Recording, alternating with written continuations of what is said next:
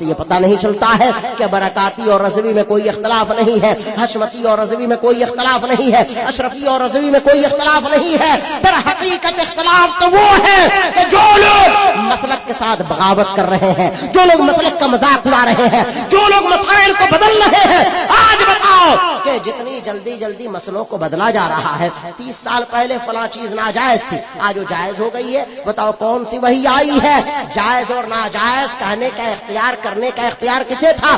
جائز اور ناجائز کرنے کا اختیار تو ہمارے نبی کو تھا، اور ان کے بعد کسی کو جائز ناجائز کرنے کا اختیار نہیں ہے۔ ہاں جائز ناجائز کہنے کا اختیار ہے۔ جو ناجائز ہے قیامت تک کے علماء قرآن اور حدیث کی روشنی میں اسے ناجائز کہتے رہیں گے، اور جو جائز ہے اسے قیامت تک کے علماء اور امام اسے جائز کہتے رہیں گے۔ تو علماء کا کام بتانا ہے، کرنا نہیں ہے۔ اگر اپنی طرف سے علماء کو جائز ناجائز کرنا ہوتا تو بہت ساری چیزیں، آج جتنی چیزیں دیکھیے، ادھر چند سالوں میں مائک پہ نماز پڑھانا جائز ہو گیا، ٹیلی ویژن دیکھنا جائز ہو گیا، فوٹو کھچانا جائز ہو گیا، اور اب تو یہ چیزیں اتنی بڑھ گئی ہیں کہ کل تک مسلمان جس کو عام مسلمان ناجائز سمجھتا تھا، آج مولوی مولانا مسجدوں میں بیٹھ کر کے ٹیلی ویژن کی تبلیغ کر رہے ہیں۔ سنت کی تبلیغ کا ڈھیڑوڑا پیٹنے والے وہ مسجدوں میں بیٹھ کر کے ٹیلی ویژن کی تبلیغ کر رہے ہیں کہ ٹیلی ویژن دیکھو۔ بتاؤ کون ایسا ریموٹ ہے کہ جس کی بنیاد پر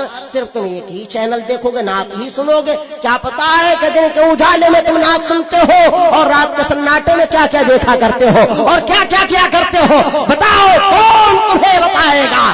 تم مان لیتے ہیں کہ تم تقریریں سنتے ہوگے، لیکن تمہاری گھر کی بچیاں، تمہارے گھر کے بچے، تمہارے بھائی، تمہارے چھوٹے چھوٹے بھائی بہن، وہ کون سا ریموٹ چلاتے ہیں؟ کوئی ایسا ریموٹ نہیں بنا ہے، کوئی ایسا پردہ نہیں بنا ہے جس پہ صرف مولانا ہی نزول فرماتے ہو، بلکہ اسی چینل پہ اور اسی پردے پہ، اسی بکسے پہ فلمی ہیرو ہیروئن بھی آتے ہیں، ناچنے گانے والے بھی آتے ہیں، برائیوں کا پرچار پرسار بھی ہوتا ہے۔ بتاؤ آج تک ہمارے علماء کو، آج سے 25-30 سال پہلے تک کسی عالم کے ذہن میں اس طرح کے خرافات کا تصور بھی نہیں تھا۔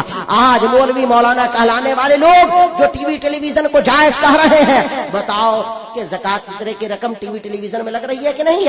آج وصولا جا رہا ہے۔ کل تک ہمارے علماء جس پیسے کو دین پھیلانے کے لیے استعمال کرتے تھے، آج گھروں میں ٹی وی لگانے کے لیے وہ پیسہ استعمال کیا جا رہا ہے، چینل چلانے کے لیے وہ پیسہ استعمال کیا جا رہا ہے۔ یہ ٹی وی بنانے والے کون لوگ ہیں؟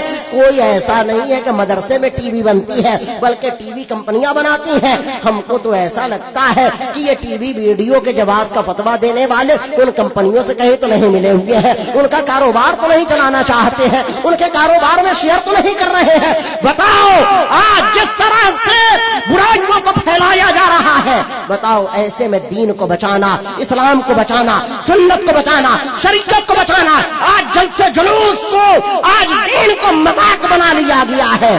آج اب مفتی صاحب لوگ کہہ رہے ہیں کہ چلتی ٹرین میں بھی نماز پڑھ لے تو ہو جائے گی۔ اعلیٰ حضرت فرماتے ہیں، ہمارے تمام علماء محدث صاحب فرماتے ہیں، تمام بزرگان دین فرماتے ہیں کہ چلتی ٹرین میں نماز جائز نہیں ہے، اس لیے کہ نماز کے لیے ایک جگہ کہیں ٹھہرنا ضروری ہے۔ اگر ٹرین رک جائے تو اس پہ نماز ہو جائے گی۔ چلتی ہوئی ٹرین میں استقرار علی الارض کا تحقق نہیں ہوتا ہے، نماز جائز نہیں ہے۔ فتاوی رضویہ میں صاف صاف لکھا ہوا ہے، بہار شریعت میں صاف صاف لکھا ہوا ہے۔ لیکن لوگ کہہ رہے ہیں کہ زمانہ ترقی کر گیا ہے، اب مسئلوں کو بھی بدلنا چاہیے۔ ہم کہتے ہیں آج چلتی ٹرین کا مسئلہ بدلے ہو، کل کو کوئی دوسرا مسئلہ بدل دو گے۔ اب ایک عام مسلمان جو بہار شریعت پڑھتا ہے وہ کہے گا بہار شریعت میں یہ لکھا ہوا ہے، اب کوئی دوسرا کے کہے گا کہ نہیں یہ مسئلہ تو بدل چکا ہے۔ تو اب بتائیے کہ پورے بہار شریعت سے آپ کا یقین اٹھ جائے گا کہ نہیں؟ کہ معلوم نہیں اس میں کتنے مسئلے بدل دیے گئے ہو،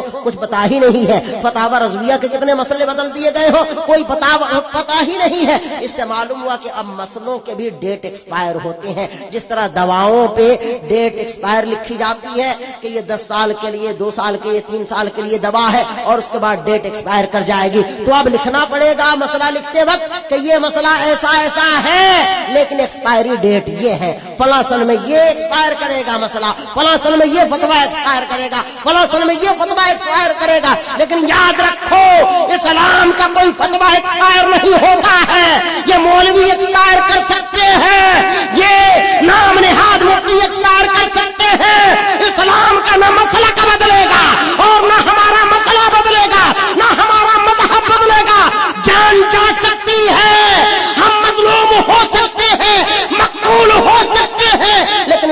کو رسوا نہ ہونے دیں گے، اپنے مسلک کو بکنے نہ دیں گے، اپنے مسلوں کو بدلنے نہ دیں گے۔ ہم ایسے مولویوں سے دور ہو جائیں گے، ایسے مدرسوں سے دور ہو جائیں گے، ایسے اماموں سے دور ہو جائیں گے، لیکن اپنا مسئلہ نہ چھوڑیں گے، اپنا مسلک نہ چھوڑیں گے، اپنا دین نہ چھوڑیں گے۔ دین کو بچانا، اسلام کو بچانا یہ مولویوں کی ذمہ داری نہیں ہے۔ ہم اپنا کام کر رہے ہیں، اللہ تعالیٰ اپنا کام کر رہا ہے۔ اگر مولویوں کے ذمہ ہوتا، پیر صاحبوں کے ذمہ ہوتا تو نہ جانے کہاں سے کہاں پہنچا دیے ہوتے۔ جیسے یہودیوں نے اپنا مسلک بدل دیا، اپنا دین بدل دیا، یہودیوں نے بدل دیا۔ میں نہیں کہتا، قرآن کہتا ہے وَيُحَرِّفُونَ الْكَلِمَ عَن مَّوَاضِعِهِ۔ یہ یہودی ہے کہ جو مالداروں کے لیے الگ فتویٰ دیتے ہیں، غریبوں کے لیے الگ فتویٰ دیتے ہیں۔ یہودیوں کا طریقہ تھا کہ ان کا کوئی امیر آدمی جرم کر کے آتا اور بتاتا کہ میں نے یہ جرم کیا ہے، تو اس کی حالت دیکھ کر کے وہ بتاتا کہ تمہارے لیے یہ حکم ہے، تمہارے لیے یہ حکم ہے۔ اور اگر کوئی غریب آدمی آتا تو اس کے لیے وہ بات بتاتا جو توریت اور زبور اور انجیل میں لکھا ہوتا، یعنی جو سخت سے سخت بات ہوتی وہ بتا دیتا۔